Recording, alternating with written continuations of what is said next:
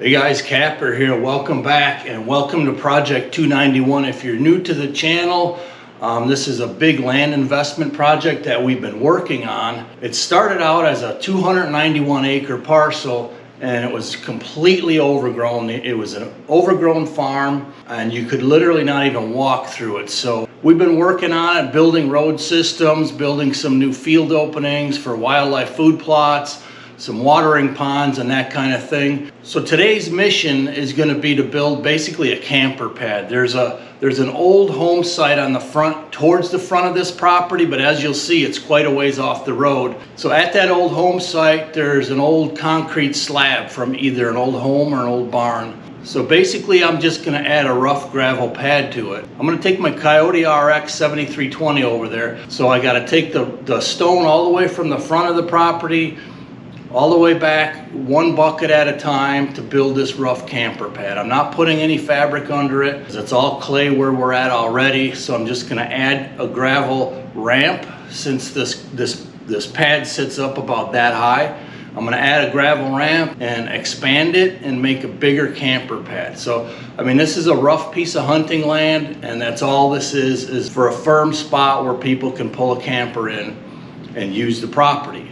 Hey guys, Kapper here. Welcome back and welcome to the weekend, although we're all the way in May now. I'm out at the campsite at Project 291. We got two tractors rolling, me and Phil. He's got his KIOTI, I got the RX. So let's do some gravel work and continue to improve this property. Don't forget, if you enjoy our stuff, please hit the like button. We'd greatly appreciate that. Thanks a lot.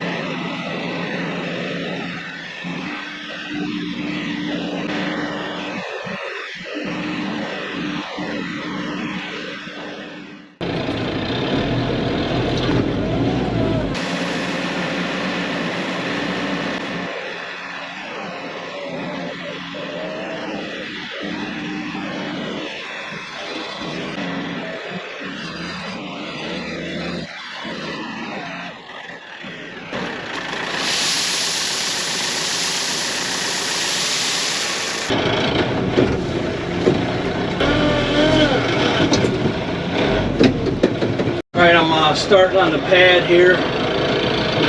Just gonna add it right next to this concrete slab.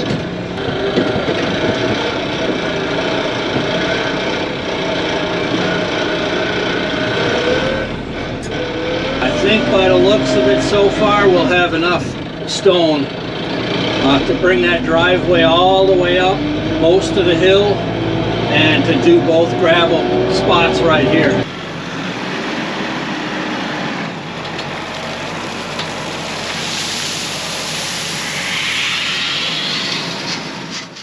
So a few things to consider if you're thinking about building a gravel pad or gravel driveway on your own. First of all is the ground. You could use fabric under them. You could skim the black dirt off top till you hit the clay layer. If it's a driveway, you want to have a good crown in the middle of it so the water can run off. And also what kind of stone you use. I mean, there's dozens of different kinds of stone and types of stone, which I'm not going to get into all the details, but each one has a little bit different purpose. A larger stone go on the bottom, for a base layer, and then smaller stone goes on top. Some of it has packing material to form better, and some of it is clean. This particular gravel in today's project is 1 inch clean, and I use that for specific reasons, because I didn't want the packing material in this, because we are actually skimping on gravel.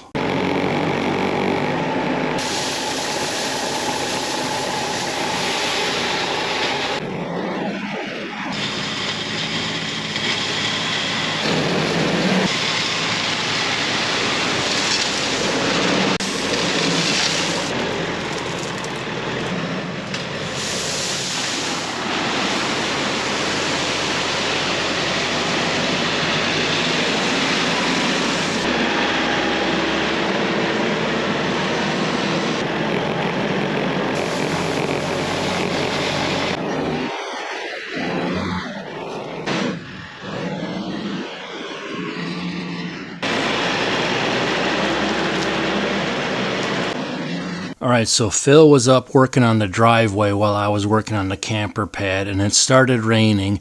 So I told him to bring a couple more bucketfuls of stone up here so we can get this in and kind of rough grade it before the rain hits.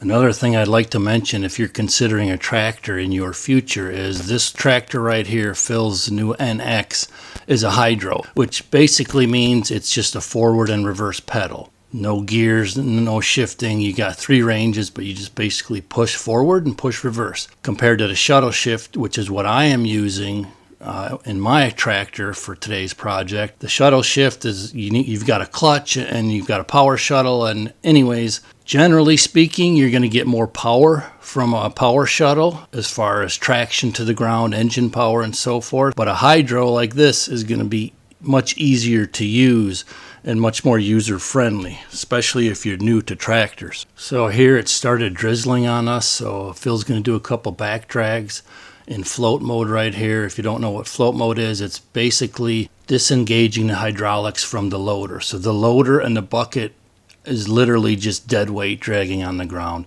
That's useful for back dragging, as you could see here, but what it lets you do is it lets that loader follow the terrain.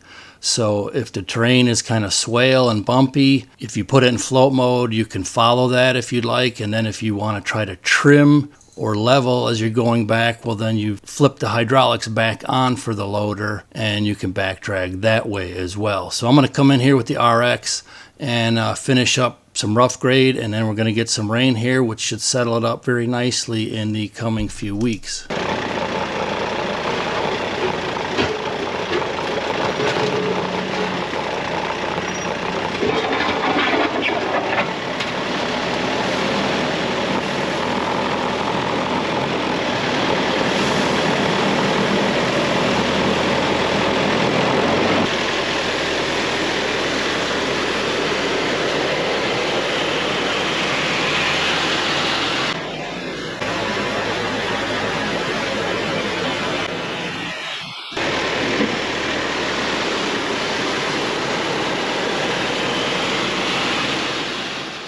All right, so now I'm going to tie these 2 pads together, the ramp on the left and the pad on the right. You could see the strip of grass in between. If you let it harden and settle this way, it's going to be a lump right there between the 2. So that's why I'm going to drag this and make it all just like one smooth ramp, regardless if they want to come up on the left side on the concrete or on the right side on the gravel. So we finished in a nick of time. It started raining and started getting a little bit heavier rain.